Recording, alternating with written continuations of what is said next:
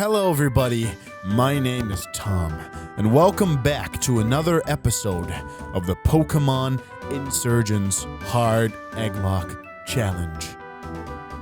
In the last episode, I left you guys with a massive cliffhanger. We have another egg to hatch, so let's get right into the juice.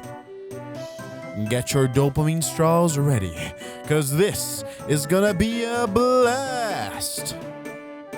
Our latest squad member is Disney, a Delta Litwick that is Fairy Fire type.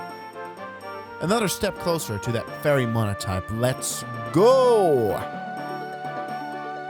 I get the Disney reference, but why not just call him Lumiere? What a wasted opportunity. With our confidence sky high after becoming Midna's Town new champion, we head into Route 2. We already caught a Pokemon here, so we just smack up some trainers, and then see some cultist grunts marching over the bridge. I wonder where they're going, so curious as I am, I decide to follow them. We arrive at this temple that's surrounded by Lucario statues. We go in and the grunts have left items for us everywhere. How nice of them. We catch a new encounter and keep moving towards the cultists. Looks like it's time to be a nosy Nancy and confront them about what they're doing here. It looks like they're trying to imprison this poor, innocent little Riolu.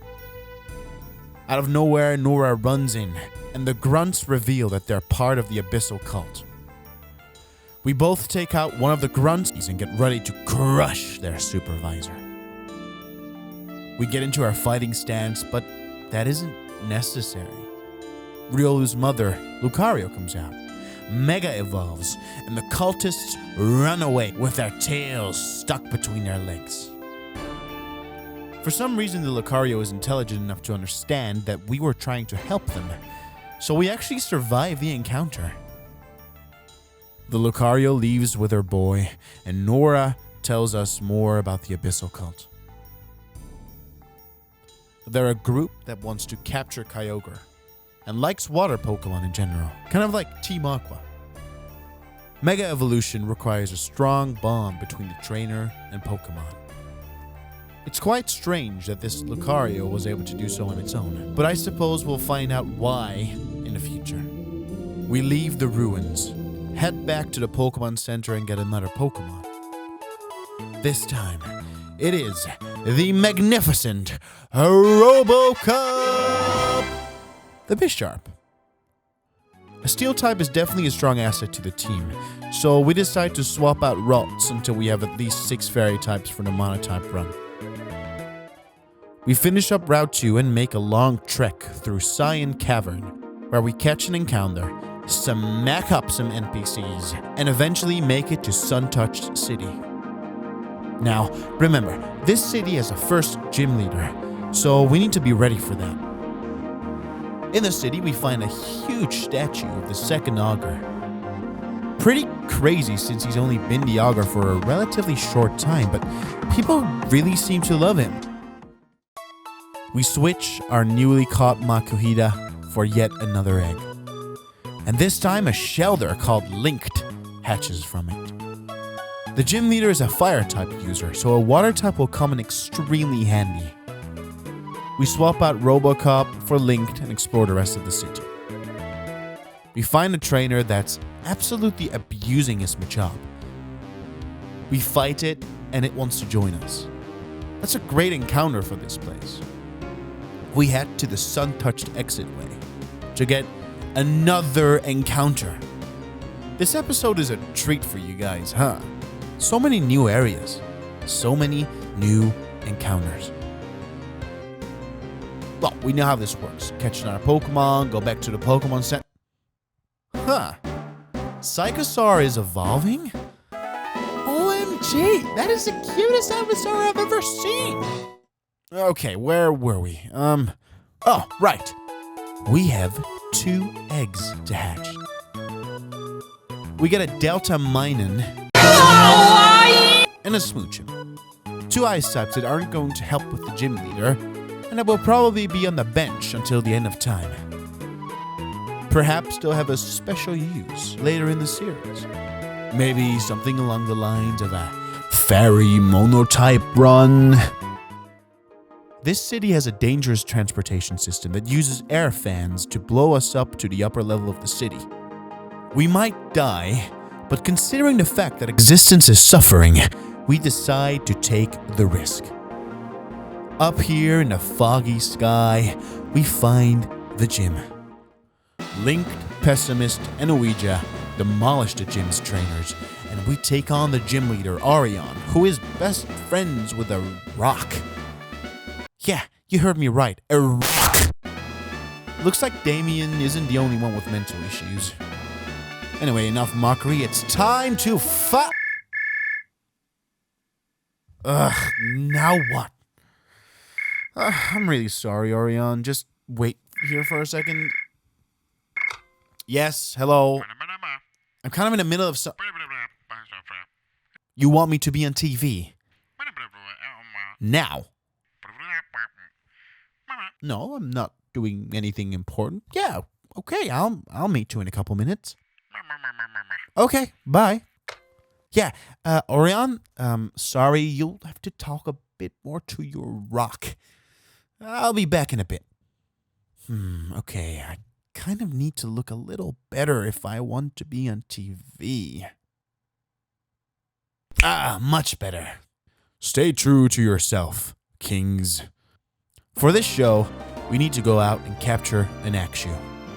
We do get paid some real money, and that means we have another egg to hatch. Now this one's going to be a crucial member of the team in the future.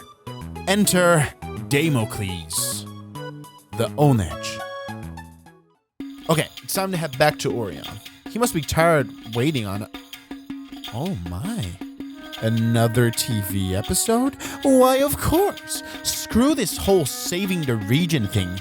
I'm going to be a movie star. This time, we star in the desert, and we need to catch a Delta Grimer, which we unfortunately can't keep. We swap it for Sir Pinda Pincer. What a great name for a great Pokemon. This team won't really cut it, so let's do a quick switch to this. That is a tactical team. It's time to fight Orion. He starts out with a Vulpix, and I with Pessimist. Flame Burst does very little, and we use Ancient Power and instantly get the Omni Boost. He wastes a potion, and we kill the Vulpix. He sends out a Deerling. Solar Beam does a bit of damage on us, but our Wing Attack makes short work of his Deerling. Next up is Charmeleon. I get cocky and decide to stay in with Pessimist. That almost cost me. Still, we outspeed, kill Charmeleon, and we are 3-0 in the fight. Ivysaur comes out. His ace. We switch to Damocles to take a well-predicted sludge attack. We're put to sleep and leech seeded. But that doesn't stop us.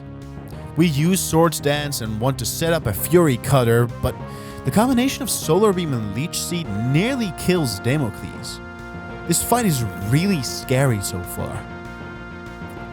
We send out Elden Lord Sir Pin, who gets put to sleep immediately. He quickly wakes up and dishes out a good amount of damage. I'm not sure if we can kill here, so I decide to swap into Damocles, hoping that he goes for Sludge. Again, I am the master predictor. I switch into Disney, who gets put to sleep and then sludged. Yeah, I kind of forgot he was a fairy type, so unfortunately we're going to have to say goodbye to Disney. We might actually lose this fight. In the last resort, I switch to Ouija, hoping that he can take a Razor Leaf. But he doesn't have to. And he kills with Ominous Wind before Ivysaur can lay a hand on him, which wins us the battle. What a relief. It really sucks that we lost him on there, but considering the potential damage he could have done to our team, I'll take this outcome any day of the week. We get the gym badge and get told that the next gym leader is a forest-type leader in Vipik City. We head out, but we are met with a guy rushing in like it's Black Friday at Walmart. Nora seems to be following us and goes inside of the gym to check it out. Something tells me this is going to be trouble. The lady's name is Harmony, and she ran in to warn Orion about cultists coming in to attack him. Orion wants to carry you along the rock, which obviously grinds some gears. Grow up, buddy. Harmony gives Orion a harsh but well-needed reality check. But it's too late. Tyann, who works for the cult Perfection, flies in on a KYRUREM. These guys are not to be messed with. We saw them before when getting our starters, but this is definitely beyond your standard Team Rocket antagonists. They want the stone. And it looks like we were wrong all along. The stone turns into RESHIRAM. Now, RESHIRAM, KYRUREM, and EGGLOCKE were once part of the same entity. War split them apart, and RESHIRAM was sealed in a white stone. Looks like Orion really was right. I feel stupid now. RESHIRAM flees from the scene, and we're fortunately left alone by the members of Perfection and their scary, scary KYRUREM. RESHIRAM returns to the scene of the crime and is now best friends with Orion. Man, am I happy that I challenged him 5 minutes prior to this happening. Otherwise, we would have never won this fight. Before we leave, Nora gives us an instant Lapras, a device that can make us use Surf outside of battle. Very handy indeed. I think that was enough action for one episode. Next up, Vipik City.